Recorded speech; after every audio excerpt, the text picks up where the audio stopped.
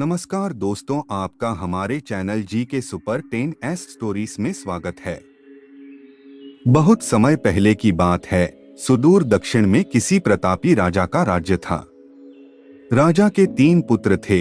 एक दिन राजा के मन में आया कि पुत्रों को कुछ ऐसी शिक्षा दी जाए कि समय आने पर वो राजकाज संभाल सकें।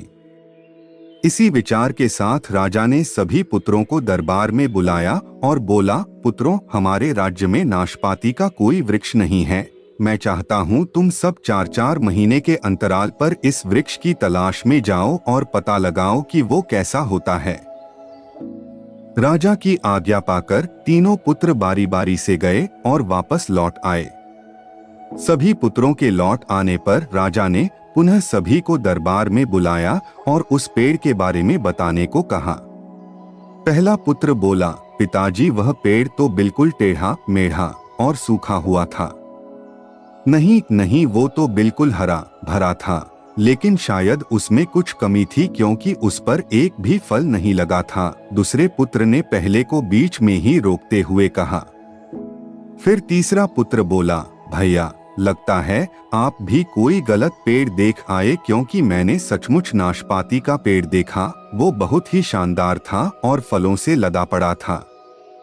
और तीनों पुत्र अपनी अपनी बात को लेकर आपस में विवाद करने लगे कि तभी राजा अपने सिंहासन से उठे और बोले, पुत्रों, तुम्हें आपस में बहस करने की कोई आवश्यकता नहीं है। दरअसल तुम तीनों ही वृक्ष का सही वर्णन कर रहे हो। मैंने जानबूझकर तुम्हें अलग अलग मौसम में वृक्ष खोजने भेजा था और तुमने जो देखा वो उस मौसम के अनुसार था।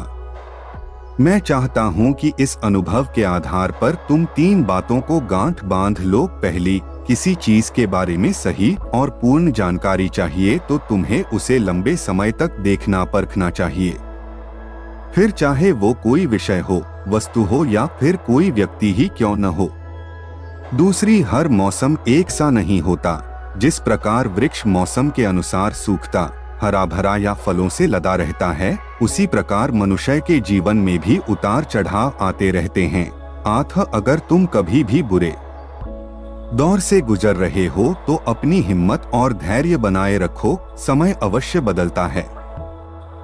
और तीसरी बात, अपनी बात को ही सही मानकर उस पर अड़े मत रहो। अपना दिमाग खोलो और दूसरों के विचारों को भी जानो।